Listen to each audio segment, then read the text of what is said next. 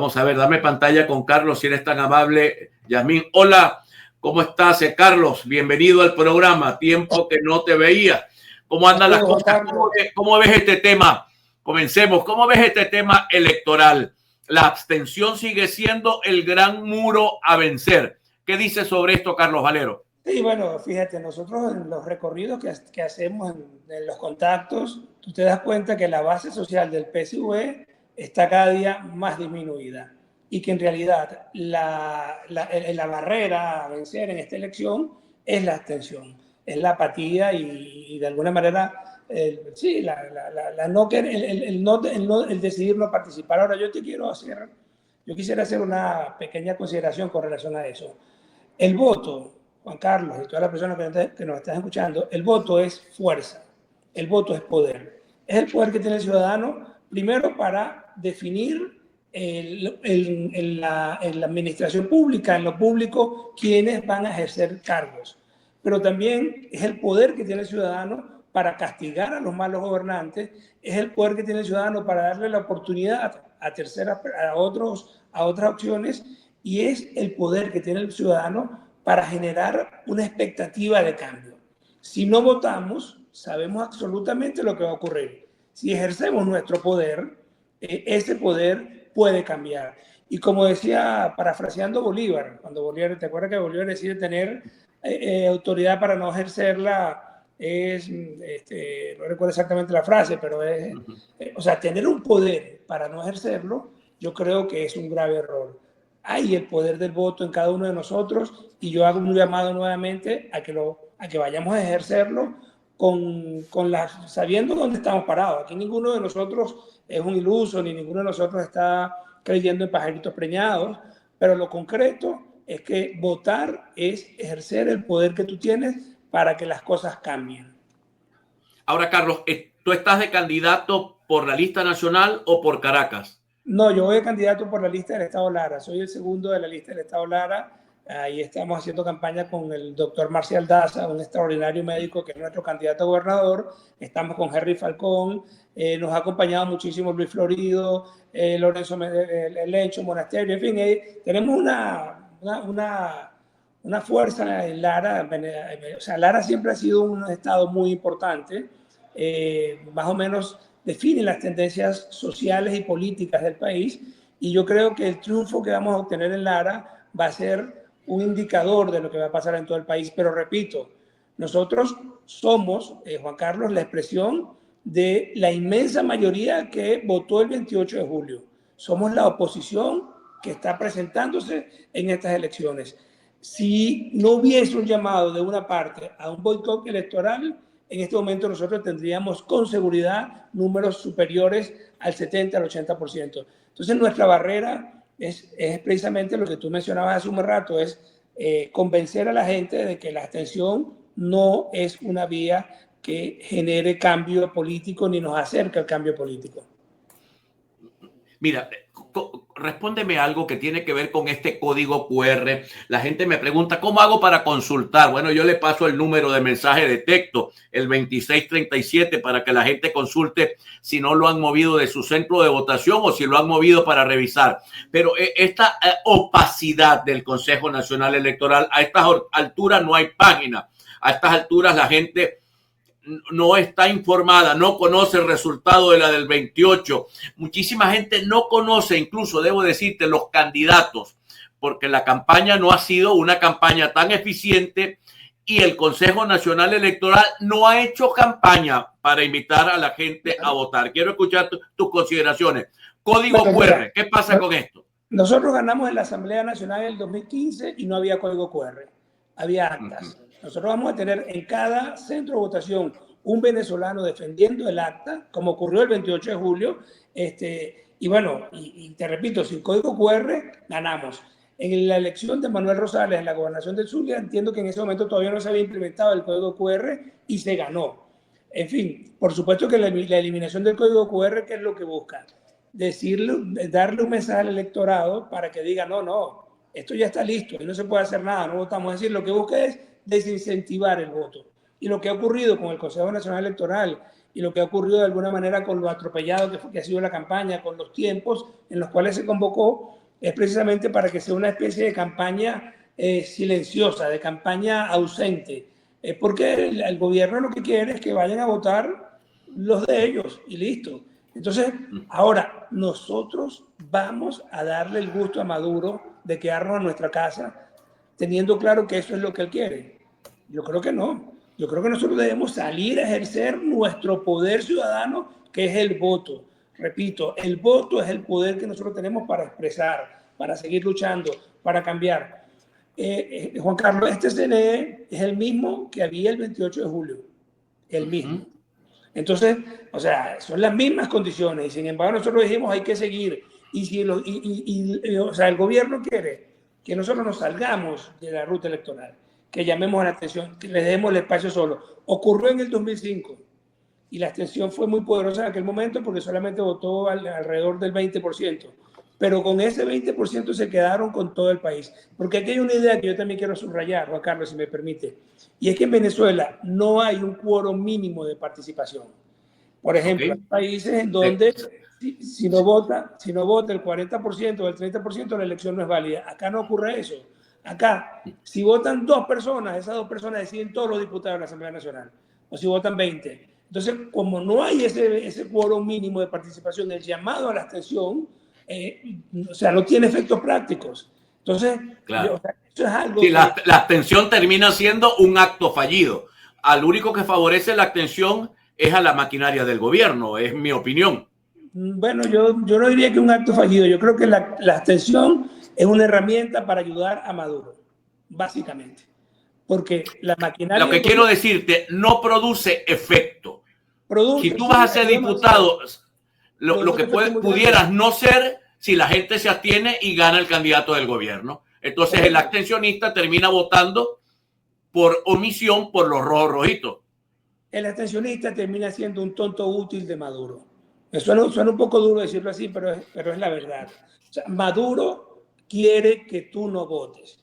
Porque si votas o lo obligas a hacer cosas y bueno, y está bien, nosotros denunciaremos o ganamos. Entonces, o sea, yo no hallo cómo decirle a la gente, bueno, la verdad es que eso ha ido mejorando, ¿no? Pero el abstencionismo es útil a Maduro, únicamente a Maduro y a su coalición. Y en el fondo, si nosotros nos abstenemos, los millones de venezolanos que pensamos distinto, no tenemos una expresión política en las instituciones. Pero además de ello, Juan Carlos, seguramente lo has conversado con otros invitados, viene una potencial reforma constitucional. Bueno, nosotros tenemos que estar ahí para defender nuestros principios, en lo que creemos.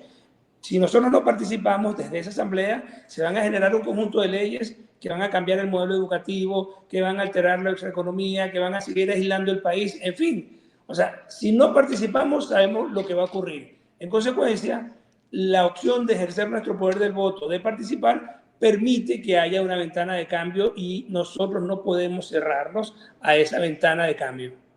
Mira, te escribe José Blanco y dice, ok, mi voto se respeta y seguimos los lineamientos de nuestra líder María Corina. Ya ha dicho no al voto. Ok, primero nos toca cobrar lo del 28, así que no al voto. Lanza después un insulto que no lo voy a leer porque no es lo que me interesa. Me interesa el sustrato de su pregunta, que es que su líder le dice no votes porque ya votamos el 28. Mira, Juan Carlos, y a este señor que escribió esto, uno de los grandes errores que hemos cometido nosotros es que estamos cambiando de estrategia cada 6 meses o cada 8 meses. Si la estrategia fue electoral el 28 de julio y funcionó, debemos seguir continuando con eso. Todas las victorias que ha obtenido la posición democrática ha sido mediante el voto, mediante el acompañamiento social. Y las grandes derrotas y las grandes debacles ha sido cuando hemos decidido ausentarnos de los espacios electorales. Yo no sé por qué los venezolanos nos empeñamos en tropezar nuevamente con la misma piedra.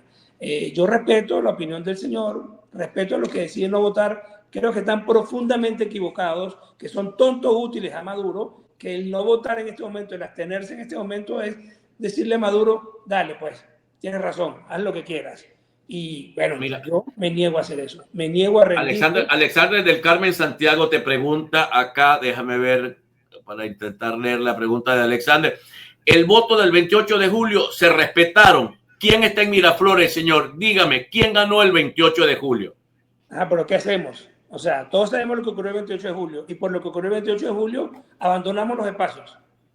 Es decir, como decía Bolívar, Dios premia la constancia. Nosotros debemos ser constantes y coherentes en una ruta electoral, en una ruta constitucional, defendiendo la Constitución Nacional y teniendo claro dónde estamos.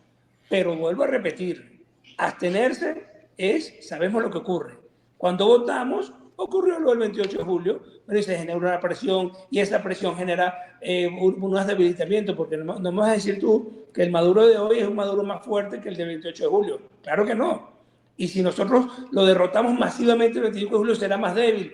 En consecuencia, señores, no le demos a Maduro el favor que nos está pidiendo de manera tangencial, que es absténganse, que yo necesito ganar y que no haya ningún tipo de cuestionamiento a lo que ocurrió el 25 de mayo. El 25 de mayo.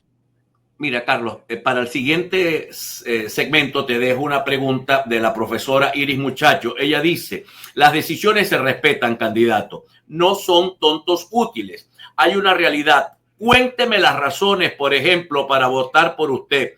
Le cuento, usted recibirá la confianza de un elector por, pregunta ella, al retorno, ¿qué promete un candidato a diputado a la Asamblea Nacional para que la gente vote por él? Estamos conversando con Carlos Valero, quien es el director de Relaciones Internacionales de la Dirección Nacional de Un Nuevo Tiempo. Ya retornamos. Bueno, continuamos, mis queridos amigos, con Carlos Valero, director nacional de Relaciones Internacionales de Un Nuevo Tiempo. Carlos, hablábamos de la oferta, ¿no?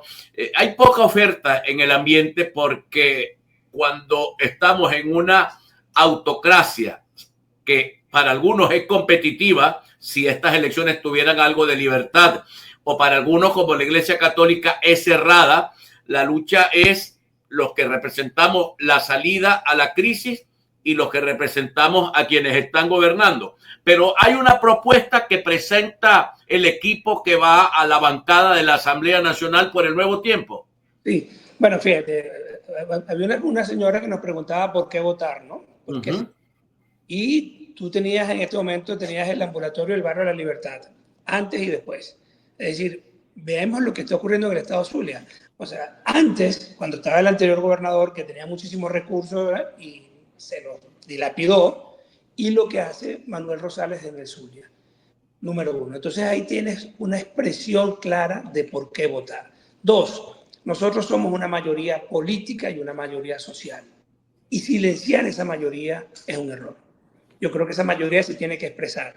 Y después retamos al sistema. Entonces verán ellos, o sea, qué van a hacer y si repiten lo del 28 de julio, si no lo repiten, porque no hay garantías. O sea, llamarse aquí a engaños, a caerse a coba, no, todos sabemos quién es quién. Pero lo que sí tenemos claro es que apartarnos de las instituciones, apartarnos del país. Bueno, imagínate tú, pues toda la dirigencia está en el exilio o en embajadas. O sea, y les voy a decir algo, queridos escuchas, siempre se puede estar peor. En Nicaragua no hay ningún tipo de elección. En Cuba no hay ningún tipo de elección. En Corea del Norte no hay ningún tipo de elección. Y si nosotros no cambiamos la dinámica de este conflicto, podemos terminar en Corea del Norte, en Dinamarca, ojalá terminemos en Dinamarca, en Nicaragua o en Cuba. Porque si vemos la elección digamos, en los últimos años, cada elección nos ha tirado el país más hacia el autoritarismo. Entonces, en consecuencia, sí, hay que cambiar la dinámica y hay que participar y hay que tener claro, escúchenme esto, porque, por ejemplo, yo recuerdo hace 25 años que yo era del MAS y criticaba con muchísima fuerza el sistema político, pero en ese momento éramos felices y no lo sabíamos. Y hace 8 años había unas elecciones menos autoritarias que esta. Y hace 8 años no teníamos 7 millones o pico de venezolanos afuera, todas nuestras familias divididas. En fin, el estar en el terreno, Juan Carlos, el participar políticamente, el generar, si se quiere, incluso una dinámica que vaya con el tiempo, tratando de mitigar los efectos nocivos del conflicto político para que nuestro país vuelva a crecer. O sea, yo creo que eso es muy importante. Yo tengo 3 hijos fuera del país y mi sueño es que mis hijos vengan a desarrollarse profesionalmente aquí en su país y me lo dicen a cada rato, papá, y esto va a cambiar. Bueno, si nos abstenemos, no hay ninguna probabilidad de que cambie, ninguna. Si participamos hay garantías, no las hay, pero por lo menos el país mayoritario, que no es el que está en Miraflores, tiene una expresión y dice, bueno, sigamos por ese camino. Mira, repito, Dios premia la constancia.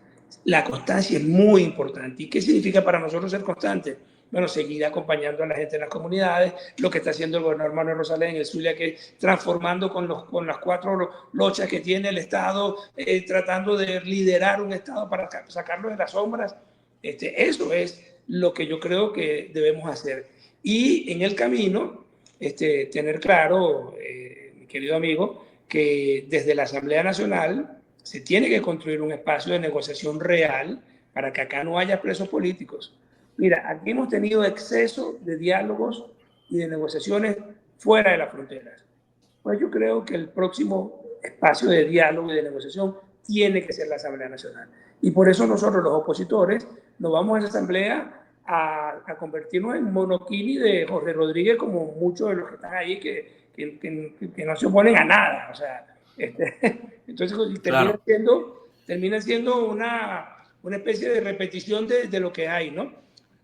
Los opositores. Hay un tema que a mí me preocupa y te lo quería ya comentar ya cerrando la entrevista, que tiene que ver por lo dicho por el señor Grenell, parafraseando al presidente Trump en su reunión en Arabia Saudita, donde dice Grenell que según él dijo Trump, que no está interesado en cambiar el gobierno de Venezuela, que su interés es que el petróleo de Venezuela no vaya a China, sino que vaya a Estados Unidos. Ante ese escenario, se acaba toda propuesta de intervención militar, de presión de Trump. Pareciera que lo que vienen son negocios de Trump con el que responde el teléfono en Miraflores. Entonces, en Venezuela, si se cae toda opción de esa naturaleza, pareciera que lo que nos queda es volver a la política. Claro, pero es que yo te voy a decir algo, esa opción nunca existió. Yo, como representante de relaciones internacionales de Un Nuevo Tiempo, he tenido múltiples conversaciones con agentes internacionales, con eso que llaman la comunidad internacional, que por supuesto es una cosa tan heterogénea y tan extraña que tú tienes que ir hablando por partes, y eso nunca existió. De hecho, la política de máxima presión ha terminado asfixiando a los ciudadanos, ahogando al país y fortaleciendo a los que están en Miraflores. ¿Por qué? Porque le da narrativa, porque entonces son ellos los que administran el dinero que hay, porque no hay rendición de cuentas, pues entonces todo es oscuro, porque claro, como está en una guerra contra el imperio, entonces porque tengo que yo publicar cuánto me ingresa el petróleo, cuánto ingresa por petróleo y cuánto le corresponde a la gobernación de Zulia por situado o por proyectos, en fin, porque bueno, porque todo es una cosa opaca, porque para ellos es el esquema del conflicto. Nosotros no estamos de acuerdo con las sanciones económicas, Juan Carlos. Las sanciones económicas acaban con la gente y fortalecen a los señores que están ahí. Mira, yo te quiero plantear este pequeño dilema. ¿Qué hace un niño en un barrio, en cualquier barrio de nuestro país, que tiene 5 años, 4 años, y está en un salón con los niños de 8, de 6, de 7, porque eso es lo que está ocurriendo en el sistema educativo de los sectores populares, de las aldeas, de los sectores más pobres? Le decimos a ese niño que esperemos unos 5, 6, 7 años para resolver este problema, y porque nosotros no vamos a participar y no vamos a introducir en las instituciones, ni queremos tener alcaldías. Bueno, en 5 años ese niño tiene 10 y perdió su vida porque no se educó, no se alimentó bien. O sea, digamos, cuando la gente pide sanciones y yo digo, Dios mío, tú no estás viendo lo que está pasando aquí en el pueblo venezolano. Yo no sé si es que, disculpe el dramatismo, pero a mí me parece tan alegre exigir sanciones, porque mientras el país esté más débil, se acerca el cambio político. Mentira, pasamos por eso y no ocurrió hiperinflación, desabastecimiento. Eso sí, generaciones perdidas, Juan Carlos, de niños que no estudiaron, que no se prepararon, que no se alimentaron. O sea, entonces, a mí me da mucho dolor mi país. Y yo Muy no voy bien. a buscar nunca la destrucción del país para llegar al poder. Bueno, muchísimas gracias, Carlos. Éxitos el domingo por tu candidatura por el Estado Lara. Nos hace falta gente en la Asamblea Nacional que vaya a levantar la voz y no hacer comparsa. Muchísimas gracias a Carlos Valero, director de Relaciones Internacionales de la Dirección Nacional de Un Nuevo Tiempo. Carlos, muchas gracias. Gracias a ti, un abrazo y nos vemos en el Zulia dentro de poco. Seguro, apreciado amigo. Vamos.